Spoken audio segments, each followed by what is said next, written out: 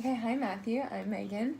We are going to do a quick little 10-question interview that goes along with the respectful model. So let's begin. How do you think your religious and spiritual beliefs have influenced your life in general this far?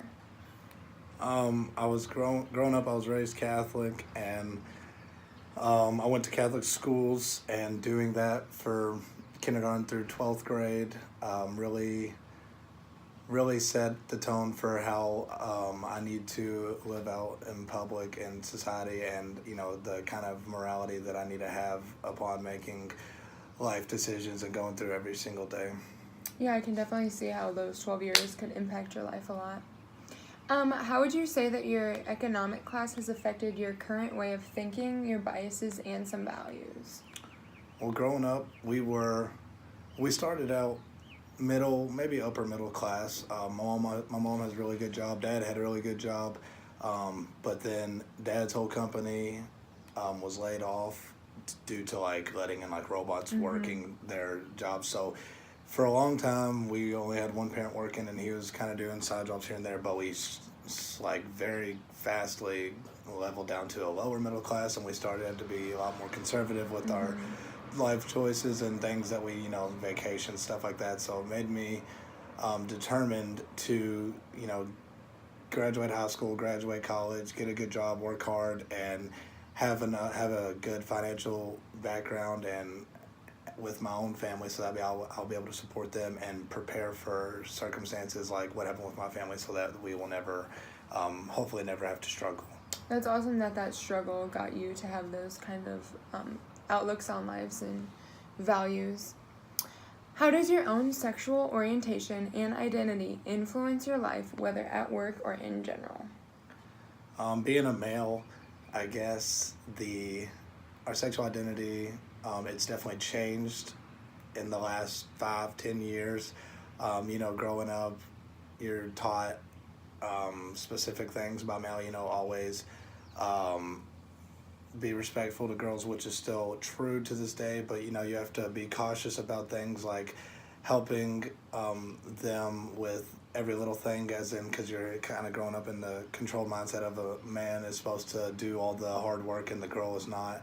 And now today it's affected, like at work, sometimes like even little tasks like taking out the trash, I always volunteer to do it, and I have actually offended a female at work one time who thought that I thought she was not competent enough to take out the trash herself. So it kind of affects the way I kind of go about with my daily task, to try and kind of let people be more of themselves and not try to help so much. And that definitely just goes to show what kind of guy you are, like always playing your role, and but I can see how that could offend some people, so it is definitely important to be careful about some of that stuff. Where is your level of maturity at, and what people do you realize that you work best with? I'd say my level of maturity has drastically changed in the last year or two.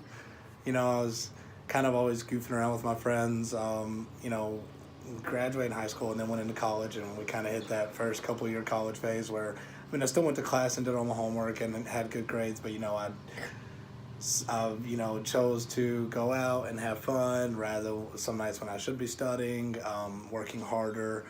And I'd say in the last year and a half, I'm starting to realize, like, hey, I'm about to get my bachelor's degree, then go off to master's school. It's kind of time to buckle down and think more about the decisions that I make, as they will reflect how my life is in the next couple of years, rather than like than the last minute decisions when to go to a party or go to a movie or go out to eat whenever I know I shouldn't be. I should be working instead. Right, reality hitting can be a very scary thing, but you seem to be handling it very well.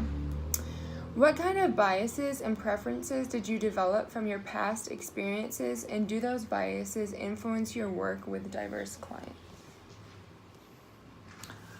Well, growing up, like being a white male, and I went to the majority of my high school was white, all years of school, and it was just, it's again like kind of a sensitive situation. People tend to label everyone with the stereotype.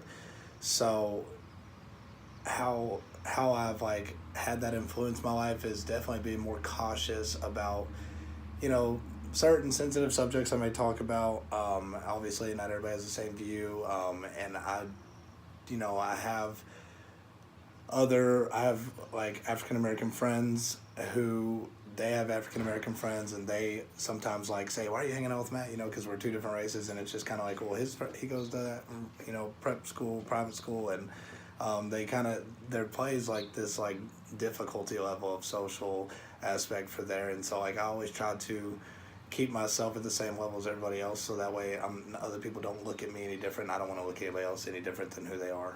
Right, that's awesome that you've been able to do that from your past experiences. What are some of your strengths and limitations due to your age that you have seen different from others, either younger or older?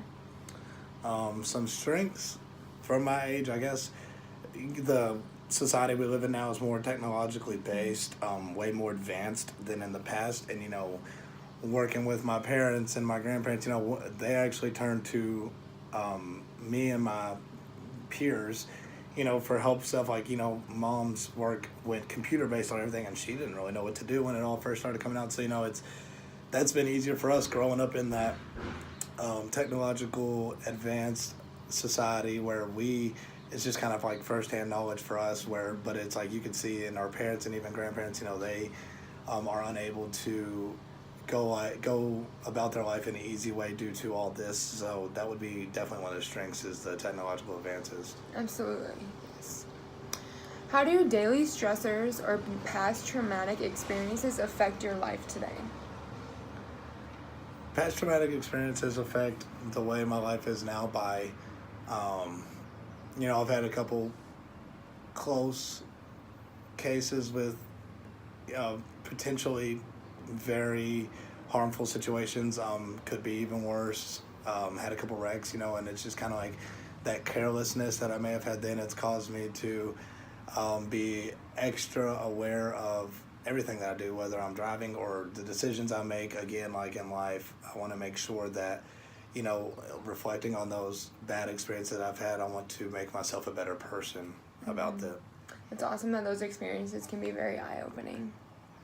How has your family history influenced you, and how will it influence your future, do you think? Family history, we come from a very hard-working and, really dedicated family background. My uncle and my dad, their whole family, 8 kids in a house where both the parents were working constant and the kids were working as soon as they hit like age 10, so it's kind of showed me the importance of how hard work can be meaningful, and you gotta get that gratitude I can get it to my friends and family, and when I have a family of my own one day, I want to reflect those same values and beliefs on my children, and always teach them the reason for working hard in life, and going out and getting and being self-driven to achieve whatever you would like to achieve. Absolutely. Family history plays a very important role in that. Have you noticed others' physical characteristics playing a role in how you view them? Physical characteristics of people can definitely affect the way I interact with them. It could be, if someone, I guess physical characteristics would be kind of like, maybe the way somebody's body posture is, that would be a way I would interact with them. If someone has, very negative body posture at that particular time, maybe I know that I need to be cautious of what I'm about to walk into, maybe not joke around, maybe something serious had happened to them. Mm-hmm. But also coming as an SLP aspect, you may see people with different physical characteristics that were born that way or have developed in their life that are different from the norm, and you need to be cautious of all the difficulties that they may have encountered with those physical characteristics being different, and be very knowledgeable about the way you interact with them. Being mindful about interactions with people is definitely a huge step. How do you think the location of your residence has impacted you in your life? Well, we grew up in a relatively friendly neighborhood. You know, everybody knew each other and everybody was always interacting with each other. Nobody was really ever scared of being harmed or anything like that. So how that has impacted me, it's showed me how to be like towards others in my life, and it also gave me an idea of like, you know, this is like the kind of environment that I would like to one day strive to be in, so which all goes back to, you know, being determined and hardworking, and that way you can make money and be able to support your family in another friendly environment, where you are having a comfortable living situation where you don't have to worry about too much. But I mean, you know, it wasn't very lavish by any standards, but it was enough to be happy with my life. So Okay. Thank you, Matthew.